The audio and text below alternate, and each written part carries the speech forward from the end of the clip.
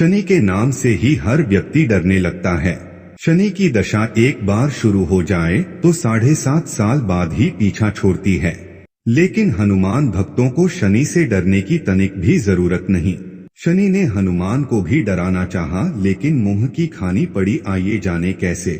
महान पराक्रमी हनुमान अमर हैं। पवन पुत्र हनुमान रघुकुल के कुमारों के कहने से प्रतिदिन अपनी आत्मकथा का कोई भाग सुनाया करते थे। उन्होंने कहा कि मैं एक बार संध्या समय अपने आराध्य श्री राम का स्मरण करने लगा तो उसी समय ग्रहों में पाप ग्रह मंद गति सूर्य पुत्र शनि देव पधारे। वह अत्यंत कृष्ण वर्ण के भीषणाकार थे। वह अपना सिर प्रायः झुकाए रखते हैं। जिस पर अपनी दृष्टि डालते हैं वह अवश्य नष्ट हो जाता है। शनिदेव हनुमान के बाहुबल और पराक्रम को नहीं जानते थे। हनुमान ने उन्हें लंका में दशग्रीव के बंधन से मुक्त किया था। वह हनुमान जी से विनयपूर्वक किंतु कर्कश स्वर में बोले, हनुमान जी, मैं आपको सावधान करने आया हूँ। त्रेता की बात दूसरी थी, अब कलयुग प्रारंभ हो गया है। भगवान वासुदेव ने जिस क्षण अपनी अवतार लीला का समापन किया उसी क्षण से पृथ्वी पर कलयुग का प्रभुत्व हो गया। यह कलयुग है। इस युग में आपका शरीर दुर्बल और मेरा बहुत बलिष्ठ हो गया है। अब आप पर मेरी 7.5 की दशा प्रभावी हो गई है। मैं आपके शरीर पर आ रहा हूँ। शनिदेव को इस बात का तनिक भी ज्ञान नहीं था कि रघुनाथ के चरणाश्रितों पर काल का प्रभाव नहीं होता। करुणा निधान जिनके हृदय में एक क्षण को भी आ जाते हैं, काल की कला वहाँ सर्वथा निष्प्रभावी हो जाती है। प्रारब्ध के विधान वहाँ प्रभुत्वहीन हो जाते हैं। सर्व समर्थ पर ब्रह्मा के सेवकों का नियंत्रण संचालन पोषण प्रभु ही करते हैं। उनके सेवकों की ओर दृष्टि उठाने का साहस कोई सुरसुर करे तो स्वयं अनिष्ट भाजन होता है। शनिदेव के अग्रज यमराज भी प्रभु के भक्त की ओर देखने का साहस नहीं कर पाते। हनुमान जी ने शनिदेव को समझाने का प्रयत्न किया, आप कहीं अन्यत्र जाएं।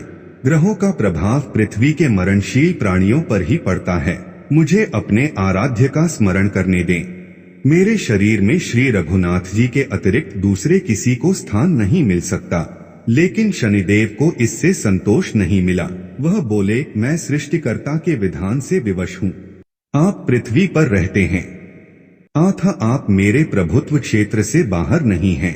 पूरे 22.5 वर्ष व्यतीत होने पर 7.5 वर्ष के अंतर से 2.5 वर्ष के लिए मेरा प्रभाव प्राणी पर पड़ता है, किंतु यह गौण प्रभाव है। आप पर मेरी 7.5 आज इसी समय से प्रभावी हो रही हो। मैं आपके शरीर पर आ रहा हूँ, इसे आप टाल नहीं सकते।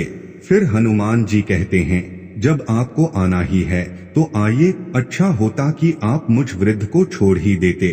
फिर शनिदेव कहते हैं, कलयुग में पृथ्वी पर देवता या उपदेवता किसी को नहीं रहना चाहिए। सबको अपना आवास सूक्ष्म लोकों में रखना चाहिए। जो पृथ्वी पर रहेगा वह कलयुग के प्रभाव में रहेगा और उसे मेरी पीड़ा भोगनी पड़ेगी। और ग्रहों में मुझे अपने अग्रज यम का कार्य मिला है।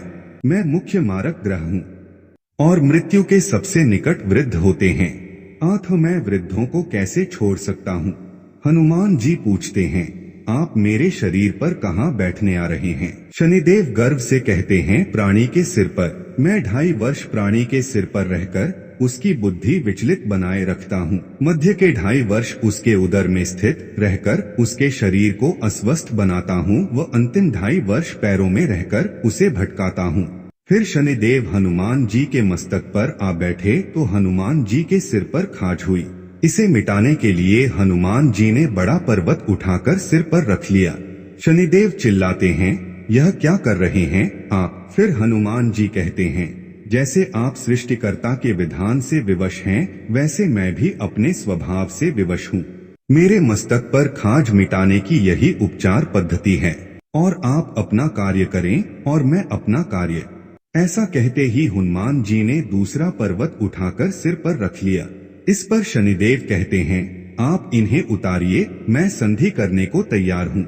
उनके इतना कहते ही हनुमान जी ने तीसरा पर्वत उठाकर सिर पर रख लिया तो शनिदेव चिल्लाकर कहते हैं, मैं अब आपके समीप नहीं आऊंगा। फिर भी हनुमान जी नहीं माने और चौथा पर्वत उठाकर सिर पर रख लिया। शनिदेव फिर चिल्लाते हैं, पवन कुमार त्राही मांग ताही मांग। रामदूत आंजनेयाय नमः। मैं उसको भी पीड़ित नहीं करूंगा जो आपका स्मरण करेगा। मुझे उतर जाने का अवसर दें। हनुमान जी कहते हैं, बहुत शीघ्रता की, अभी तो 5वां पर्वत बाकी है। और इतने में ही शनि मेरे पैरों में गिर गए और कहा, मैं सदैव आपको दिए वचनों को स्मरण रखूंगा। आघात के उपचार के लिए शनिदेव तेल मांगने लगे। दोस्तों, हमारी कहानी कैसी लगी कमेंट करके जरूर बताएं और हमारे चैनल को सब्सक्राइब जरूर करें और लाइक भी करें।